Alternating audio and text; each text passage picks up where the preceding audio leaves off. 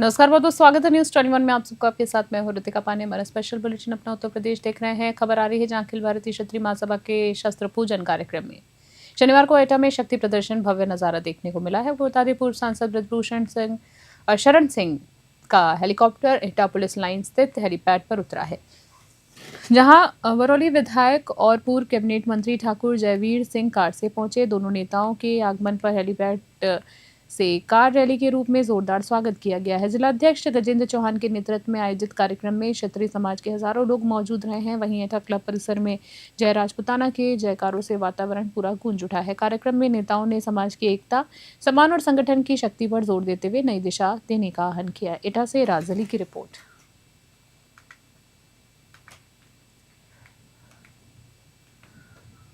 4 अक्टूबर 2025 को रात मिक विद्यालय तेंदुआ में शिक्षक और अभिभावक बैठक का आयोजन किया गया है। आपको बता दें, बैठक में कोलोकेटेड आंगनबाड़ी कार्यकर्ताओं, माताओं, बहनों और अभिभावकों ने भाग लिया है। बैठक में नवोदय प्रवेश, विद्या ज्ञान, फार्मा, साथ ही संचारी रोग नियंत्रण, स्वच्छता पखवाड़ा, निपुण भारत, विकसित भारत 2047, फीडबैक एवं एक पेड़ माँ के नाम, साथ ही साथ फाइलेरिया उपमुखीकरण, कंपोजिट उपभोक्ता सहित अन्य महत्वपूर्ण बिंदुओं पर चर्चा की गई है। अभिभावकों ने पोर्टल के माध्यम से सुझाव दिए और बच्चों की शैक्षणिक प्रगति के बारे में जानकारी प्राप्त की है। शिक्षकों ने अभिभावकों से विद्यालय सुधार में सहयोग की अपील की है। वहीं प्रधानाध्यापक एवं राज्य पुरस्कार सम्मानित शिक्षक श्री गजेंद्र प्रताप सिंह सहित अन्य शिक्षकों की मौजूदगी में यह बैठक सफलतापूर्वक संपन्न हुई। अंत में सभी अभिभावकों को सूक्ष्म जलपान कराकर आगामी बैठक में भागीदारी हेतु प्रेरित किया गया। हरदोई से अनिकेत कुमार की रिपोर्ट।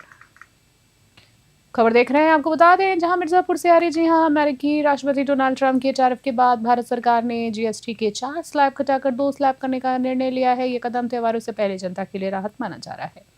जीएसटी की 56वीं बैठक में ये निर्णय लिया गया है और यहाँ आपको बता दें 22 सितंबर से लागू हो गया है। सरकार इसे जीएसटी बचत उत्सव के रूप में मना रही है। व्यापारी और उपभोक्ताओं को इससे कितना लाभ या नुकसान होगा, इस पर हमारे संवाददाता एसएन यादव ने उत्तर प्रदेश व्यापार प्रतिनिधि मंडल के वरिष्ठ उपाध्यक्ष शत्रुघ्न केसरी से खास बातचीत की है। आइए आप सुनें क्या बातचीत हुई है। इस समय आपको बता दें, जहां इस समय भारत सरकार के साथ साथ उत्तर प्रदेश सरकार जीएसटी बचत उत्सव मना रही है। 22 सितंबर से पूरे भारत में जीएसटी का जो स्लैब था 4 से घट के 2 स्लैब हो गया। और बताते चले, सरकारी आंकड़ों के अनुसार जनता को जो सरकार के आंकड़े बता रहे 2 लाख करोड़ सालाना फायदा हो रहा है और सरकार अपने आंकड़े बता रही कि उसे 47,000 करोड़ का नुकसान हो रहा है। और इस जीएसटी बचत उत्सव के साथ साथ आज हम जनता में देखते हैं तो ढेर सारी संगतियां दिखाई देती है। आज भी जो उपभोक्ता दुकानों पे जाते हैं तो उन्हें उसी दाम पे सामान बेची जा रही है और वो खरीदने को मजबूर है या विवाद उत्पन्न हो रहा है। इन सभी चीज़ों को लेकर हमारे साथ इस समय मौजूद है उत्तर प्रदेश व्यापार प्रतिनिधि मंडल के प्रांतीय उपाध्यक्ष शत्रुघ्न केसरी जी। आइए हम उनसे बात करते हैं। ये जो सरकार अपना ढिंढोरा पीट रही है जीएसटी बचत उत्सव को लेकर, क्या वास्तविकता में ये सच है, वास्तविकता के धरातल में है? आखिर क्या है जिस जीएसटी को लेकर कभी बीजेपी कांग्रेस के विरुद्ध थी और आज वही बीजेपी इसका जीएसटी उत्सव मना रही है। जी बहुत बहुत स्वागत है आपका चैनल में। जी, मैं शत्रुघ्न केसरी, वरिष्ठ प्रांतीय उपाध्यक्ष उत्तर प्रदेश उद्योग व्यापार प्रतिनिधि मंडल मिर्जापुर महानगर अध्यक्ष हूँ। आपने जैसा पूछा ये सच है कि 22 सितंबर से भारत सरकार ने जीएसटी के 4 स्लैब को घटा करके 2 स्लैब कर दिया। हम इसके लिए तो उनका स्वागत करते हैं कि उन्होंने 5, 12, 18 और 28 के स्लैब में केवल 2 स्लैब रखा, 5 और 18। ये भी सच है कि तमाम वस्तुएं ऐसी हैं कि जिन पर जीएसटी 12% लगता था उसको वो 5% पे ले आए, 18 लगता था 5% पे ले आए। लेकिन कुछ ऐसी भी वस्तुएं हैं कि जिनको वो 5 से 18 में ले आए या 12 से 18 में ले आए। तो आज समाज के अंदर वो लगातार सरकार प्रचार प्रसार में या इनका संगठन भारतीय जनता पार्टी के नेता मंत्री शहर के अंदर व्यापारियों के यहाँ जा करके और उनको इस बचत उत्सव को हर्षोल्लास के साथ मनाने की बात कर रहे हैं। मैं इसका विरोध इस मायने में करता हूँ कि आज की तारीख में आपने जीएसटी का जो 2 स्लैब रखा है, मैं पूछना चाहता हूँ कि तमाम ऐसे आइटम हैं जिसमें हम आपको विस्तृत जानकारी देने में बहुत वक्त लगेगा। मैं आपको विशेष रूप से 2 आइटम की, मिर्जापुर का परंपरागत उद्योग है हमारा पीतल बर्तन उद्योग। हमारा पीतल का बर्तन व्यापारी वैसे ही इस समय मरणासन स्थिति में है, उसका व्यापार बंद होने की कगार पे है।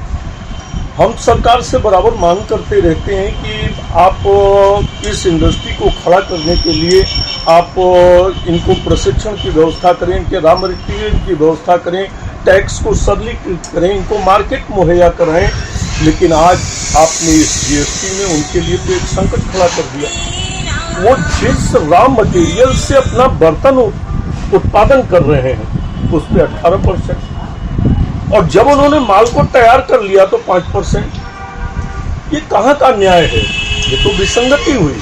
व्यापारी हमारा नुकसान झेलेगा क्योंकि उसको रिफंड कहीं से, उस रॉ मटेरियल से जो तैयार माल पे अंतर आया वो उसे कहीं से वापसी नहीं होनी।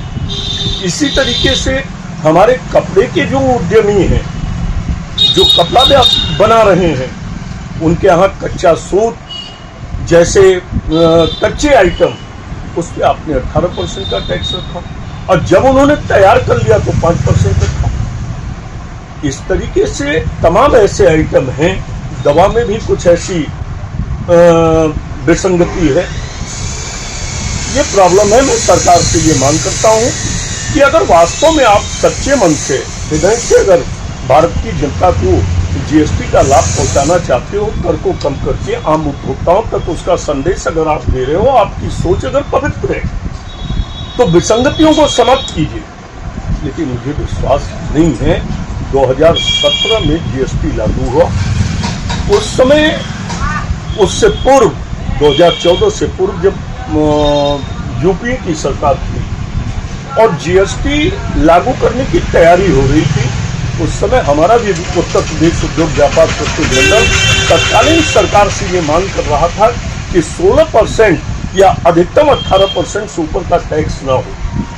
भारतीय जनता पार्टी उसका समर्थन करती थी और सदन में विरोध करती थी। लेकिन आप 2014 में जब सत्ता में आए और 2017 में आपने जीएसटी लागू किया, तो आपने कांग्रेस गवर्नमेंट के उस ड्राफ्ट को चेंज करके अपनी तरफ से जो ड्राफ्टिंग की, उसमें हजारों विसंगतियां रही हैं। उसका प्रमाण ये है कि 52 जीएसटी काउंसिल की बैठकें आपने कर ली, और उन 52 जीएसटी काउंसिल की बैठकों में 1900 से ऊपर के संशोधन आपने किए। और आज भी जीएसटी कानून में हजारों विसंगतियां। हमारा व्यापारी रोज, हमारा अकाउंटेंट, सीए और लॉयर उसको लेकर के परेशान है। तो मुझे ऐसा नहीं लगता, क्योंकि इस सरकार के कथनी और करनी में अंतर। शत्रुघ्न जी बताइएगा, जैसा कि कहा जा रहा है कि बीजेपी के सांसद हैं, उन्होंने भी कहा कि 50% कीजिए, मतलब किसी भी वस्तु पे जो अगर उसका दाम 1 रुपया है तो 50 पैसा हो गया। और ये बताइए, क्या व्यापारियों को जीएसटी की जो 2 स्लैब हो उससे लाभ है कि नहीं?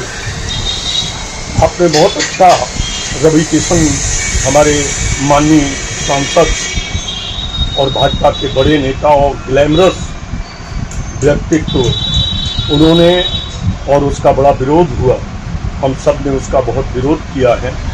उन्होंने एकदम बेसिर पैर की बात करी कि 100 रुपए का आइटम 50 रुपए का आपको प्राप्त होगा।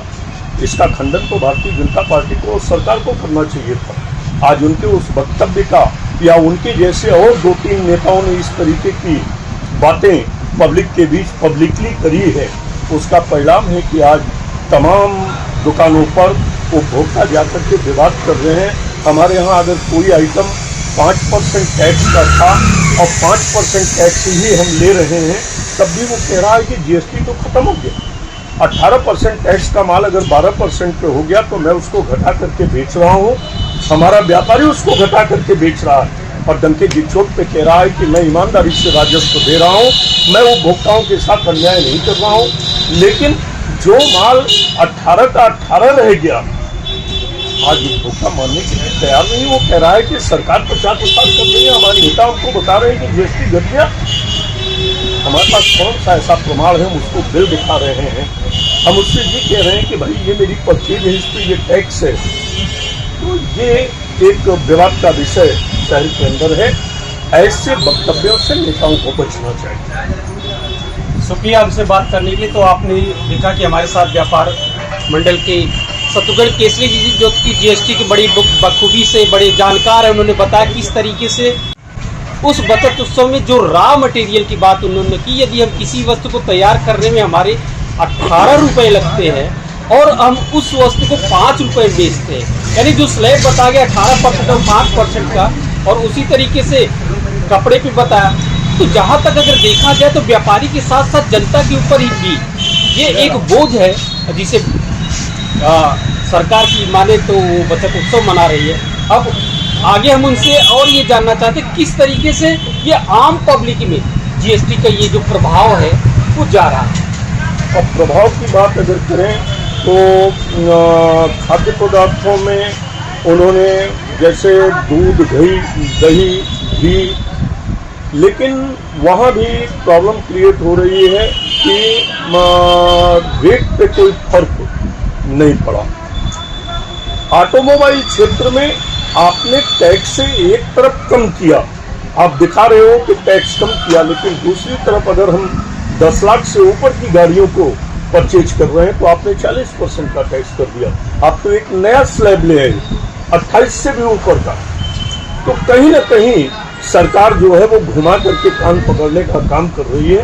हम इसका भी विरोध करते हैं। मैं एक चीज कहना चाहता हूं कि किसी भी राष्ट्र के अंदर अगर सरकार ईमानदारी से व्यापारियों से टैक्स लेना चाहती है तो उसके लिए मेरा सुझाव है, और बराबर हमारा व्यापार मंडल इसकी मदद करता है कि कर प्रणाली सरल हो।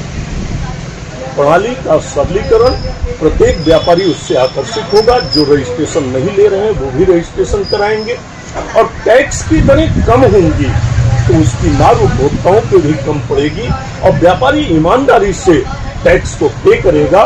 मैं दावे के साथ कहता हूं कि अधिक दर पे अगर आप टैक्स वसूल कर रहे हैं, बनिस्बत अगर आप कम दर रखेंगे तो ज्यादा से ज्यादा व्यापारी उसका आपका रजिस्ट्रेशन लेगा और टैक्स सरकार को ज्यादा प्राप्त होगा। ये मेरा सुझाव है। शुक्रिया हमसे बात करने के लिए। तो आपने देखा कि किस तरीके से ये जीएसटी का स्लैब सरकार के द्वारा घटाया गया, और वहीं यदि बात की जाती है 10 लाख के ऊपर की गाड़ियों की तो वो स्लैब बढ़ाकर 40% कर दिया गया। अब तो ऐसा देखा जा रहा है कि ऐसा माना जा रहा है कि दिवाली पे, होली पे जैसा कि सामान्य रूप से ये छूट आती है, हो सकता है सरकार की तरफ से एक जीएसटी का छूट हो। अब तो ये देखा जाएगा कि ये जीएसटी छूट कब तक चलता है और इसके स्लैब में किस तरीके से ये जो विसंगतियां हैं वो खत्म होती हैं कि नहीं खत्म। शासन के निर्देशानुसार जिले के सभी तहसीलों में प्रथम और तृतीय शनिवार को संपूर्ण समाधान दिवस का आयोजन किया गया है। इस अवसर पर बात करें तो जिलाधिकारी, पुलिस अधीक्षक सहित अन्य अधिकारी फरियादियों की समस्याओं को सुनने और निस्तारित करने के लिए मौजूद रहे हैं। बता दें आपको, सदर तहसील में जिला अधिकारी ने फरियादियों की समस्याओं का तत्काल निस्तारण किया है और अन्य मामलों को संबंधित विभाग के अधिकारियों को निष्पक्ष जांच करने और कार्रवाई करने हेतु निर्देशित किया है। उन्होंने ये भी स्पष्ट किया है कि फरियादियों के साथ कोई भी पक्षपात या विलंब नहीं होना चाहिए। एसडीएम सदर गुलाब चंद ने राजस्व संबंधी मामलों में अधिकारियों को निर्देशित किया है कि इसके अलावा शिक्षा और चिकित्सा विभाग के अधिकारी भी अपने अपने विभाग से संबंधित शिकायतों पर जांच और कार्रवाई करने का आश्वासन उन्होंने दिया। मिर्जापुर से एसएन यादव की रिपोर्ट।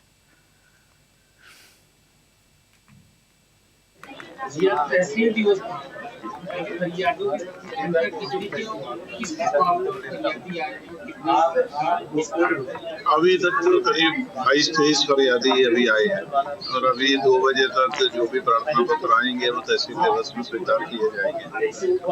अधिकांश मामले राजस्व विभाग के हैं, कुछ पुलिस से संबंधित प्रकरण प्राप्त हुए और बिजली विभाग और विकास कार्य से संबंधित भी कुछ एप्लीकेशन है।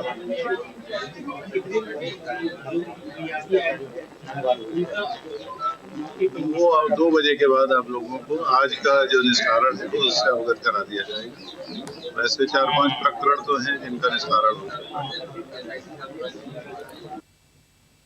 जिले में न्यायालय ने ऑपरेशन कन्वेक्शन के तहत 8 साल पुराने मामले में आजीवन कारावास और 85,000 रुपए के अर्थदंड की सजा सुनाकर पीड़ित परिवारों को न्याय दिलाया है। जी आपको बता दें, रामपुर जिला एवं सत्र न्यायाधीश ने 23 अभियुक्तों को दोषी सिद्ध मानते हुए ये सजा सुनाई है। घटना 22 जुलाई 2017 की है, जब थाना मिलक क्षेत्र में अभियुक्तों ने वादी पक्ष पर, जी हाँ आपको बता दें, वादी पक्ष पर लाइसेंस और अवैध हथियारों से हमला किया। इस हमले में वादी के भाई की मृत्यु हो गई थी। अभियोग की बात करें तो अभियोग भादवी बनाम शौकत पुत्र कल्लू आदि के तहत दर्ज किया गया था। आपको बता दें, दर्ज किया गया इस मामले में थाना मिलक ने उप निरीक्षक विमल कुमार विवेचना, न्यायालय में मॉनिटरिंग सेल और डीजीसी अमित कुमार सक्सेना एवं थाना पोरेकर केका अशोक कुमार की प्रभावी पैरवी के चलते न्यायालय में दोषियों को सजा सुनाई गई है। पुलिस अधीक्षक विद्यासागर मिश्रा के निर्देशन, जी आपको बता दें, विद्यासागर मिश्र के निर्देशन पर चलाए जा रहे अभियान में यह फैसला बड़ी सफलता माना जा रहा है। रामपुर से शाहबाज खान की खास रिपोर्ट। की सजा कराई है, पूरे मामले को देख रहे थे, थाना मिलक का पूरा मामला था। ये अपने आप में एक नजीर है। बात की जाए बल्कि यूपी की, तो यूपी का पहला मामला रामपुर में केस फाइल किया गया था, उसका इन्होंने डिस्पोजल किया है। और वहीं इनसे सुरक्षा को लेकर बात की गई है, तो इन्होंने कहा है कि हमें कोई ऐसा खतरा नहीं है। रामपुर से न्यूज़ 21 के लिए शाहबाज खान। जिस तरीके से डीजी खबर देख रहे हैं बहराइच से। जी आपको बता दें, जहां कृषि शिक्षा एवं कृषि अनुसंधान विभाग के प्रभारी मंत्री श्री सूर्य प्रताप शाही ने जनपद भ्रमण के दौरान विकासखंड फकरपुर के जीव प्रभावित क्षेत्रों का निरीक्षण किया है। उन्होंने आपको बता दें, उच्चापाही और ग्राम मझहरा टोकली जाकर वन्य जीव हमले में मृतक छेदन और मुनकिया पत्नी लेदन के घर पर उनके पुत्र ओम प्रकाश से भेंट कर हार्दिक सांत्वना व्यक्त की है। और आपको बता दें, अनुमन्य अहेतुक सहायता का स्वीकृति पत्र भी सौंपा है। मंत्री शाही ने कहा है, जी आपको बता दें कि इस दुख की घड़ी में प्रदेश सरकार प्रभावित परिवारों के साथ खड़ी है और हर संभव सहायता प्रदान की जाएगी। उन्होंने पंचायत भवन मझहरा टोकली में संचालित अस्थायी स्वास्थ्य केंद्र का निरीक्षण कर चिकित्सालय और चिकित्सकीय सुविधाओं और एंटी रेबीज इंजेक्शन की उपलब्धता की भी जानकारी ली। आपको बता दें, श्री शाही ने जिलाधिकारी अक्षय त्रिपाठी को निर्देश दिए हैं कि ग्रामवासियों का स्वास्थ्य प्रशिक्षण कर आवश्यक औषधि वितरित की जाए। वहीं इसके अलावा प्रभागीय वनाधिकारी राम सिंह यादव से हिंसक वन्य जीवों के रेस्क्यू की गतिविधियों की भी जानकारी लेकर प्रभावित गांव को वन्य जीवों की समस्या से मुक्त कराने के निर्देश भी दिए गए हैं। बहराइच से राहुल वर्मा की रिपोर्ट।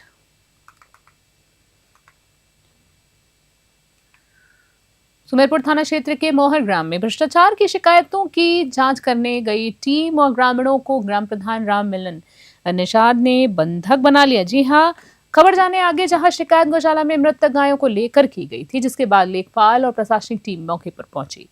आपको बताया, बौखलाए ग्राम प्रधान ने अपनी दबंगई दिखाते हुए टीम और शिकायतकर्ता को गौशाला में बंद कर ताला ही जड़ दिया। वहीं ग्रामीणों का आरोप है कि प्रधान ने सरकारी कार्य में बाधा उत्पन्न की है और जान से मारने की धमकी तक दी है। इस दौरान मौजूद लोगों ने प्रधान की दबंगई का वीडियो रिकॉर्ड कर सोशल मीडिया पर वायरल कर दिया। लेखपाल और ग्रामीण प्रशासनिक हस्तक्षेप के बाद बाहर निकाले गए पीड़ितों ने सुमेरपुर थाने में तहरीर देकर ग्राम प्रधान के खिलाफ सख्त कार्रवाई करने की मांग की। पुलिस ने मामले की जांच शुरू कर दी है। हमीरपुर से कुलदीप सिंह की रिपोर्ट। में 18/9/2025 को एक घटना हुई थी कि गौवंश मृत पाए गए थे और उनको जो है मृत अवस्था में देखकर गांववासी भड़क करके और शिकायतें किया था समाधान दिवस में और शासन प्रशासन ने।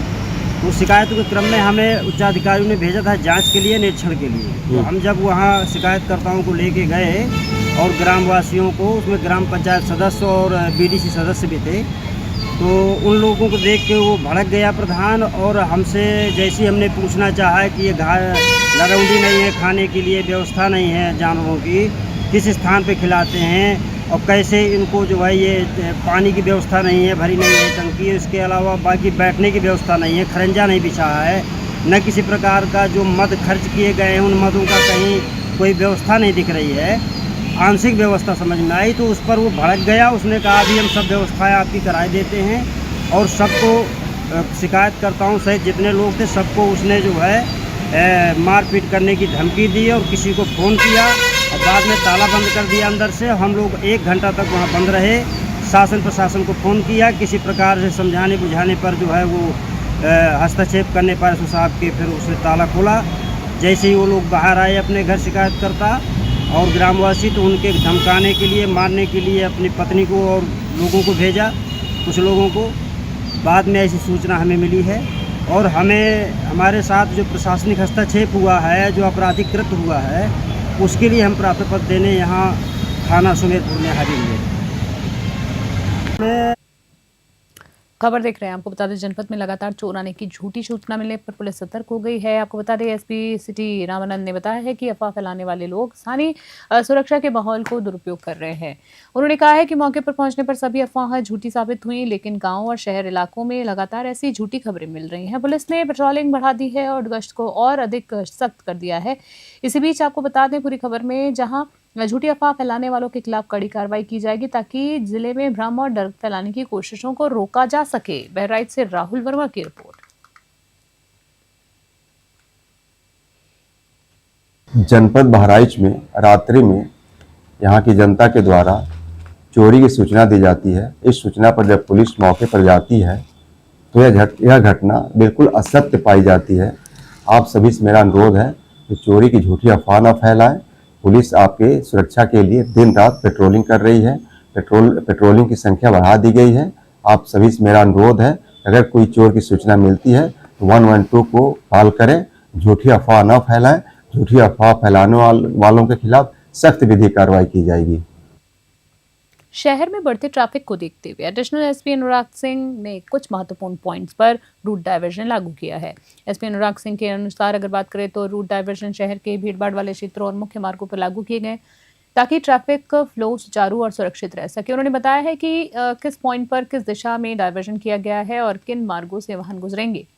शाहबाज खां की स्पेशल रिपोर्ट में नागरिकों को पूरी जानकारी मिल रही है कि ट्रैफिक रूट डायवर्जन को कैसे सुचारू किया जाएगा, असर पड़ेगा और किन रास्तों का इस्तेमाल करना है। रामपुर से शाहबाज खां की खास रिपोर्ट देख रहे थे आप। रामपुर में एक रूट डाइवर्जन को लेकर जो पुलिस ने इंतजाम किए हैं, आइए हम सीधी बात करते हैं रामपुर एडिशनल एसपी अनुराग सिंह जी से कि उन्होंने क्या व्यवस्थाएं की हैं और किस तरीके से रामपुर का रूट डाइवर्जन प्लान उन्होंने तैयार किया है, क्या उनकी पुलिस खाका बनाया है पुलिस ने। आइए सीधे बात करते हैं। सर नमस्कार करें तो आपको। जी नमस्कार। ऐसा जनपद रामपुर के पास बाहर निकलते समय कोसी नदी के पास एक रेलवे ओवरब्रिज है जिसकी मरम्मत होनी काफ़ी जर्जर है।